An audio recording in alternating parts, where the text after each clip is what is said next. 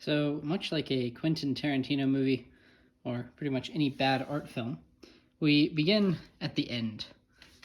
So the engine is out. It has been a success. This was the bolt in question that the ratchet was stuck on. You can see it's been sort of beat up. So let's see.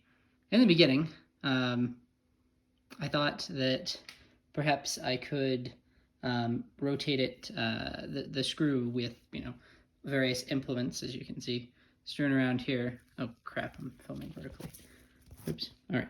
Oh, crap, I've got oil on my lens. All right, well, anyway, I'm just going to continue this. Basically, you can't turn it back, the bolt back on it. The reason being is that the teeth... Next, I thought maybe I could use a Dremel tool or a Sawzall. The issue with the Dremel tool was that it did not fit in the space, and so you got to have it vertically. The issue with the Sawzall was that its sort of back and forth stroke interfered with, if this is the bolt, it went past the bolt, and there's another piece in the center, so it kept hitting it and just didn't work.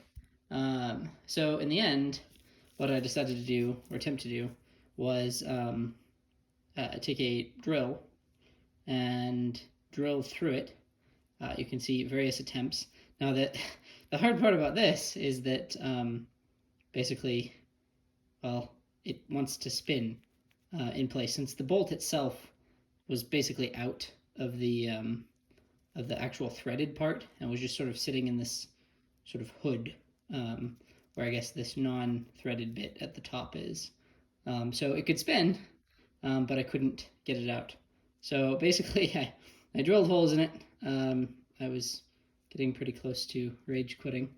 Then I left, and a friend of mine who noticed the distress he basically walked in and in like 8 minutes got it out. I can only tell you what I know from him. My basic theory is that he's a wizard and that he just sort of like teleported it out, but he claims that he rotated the shaft and the wheel, and that it wasn't the sort of circular bit here or something with something around here. You could rotate this bit and somehow he got it out, or like wedged it in such a way that it popped out, and here it is, and it's finally out.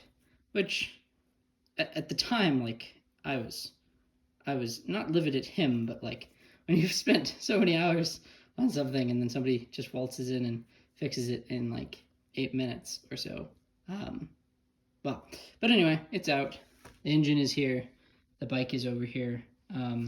For those interested in the entire... Oh, look at that. The other lens isn't smudged with oil. How great. So basically, this is a 82 Suzuki 650 GL. And I bought it from this old guy. Well, sorry, that's not like his main...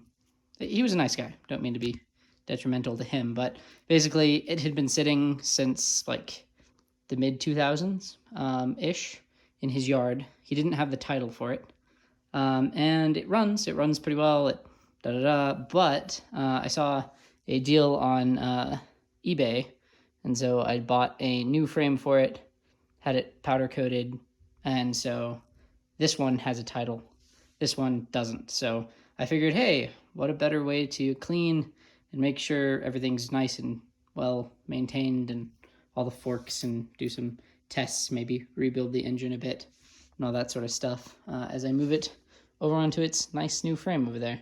So yeah, the idea of sort of disconnecting the shaft drive, the other bolts, and sort of wiggling it runs into some issues because the shaft drive is also connected right here and I think in a couple other places. So I'd have to sort of push it more towards the center of the bike to be able to do that wiggling stuff. So unfortunately that's a no-go.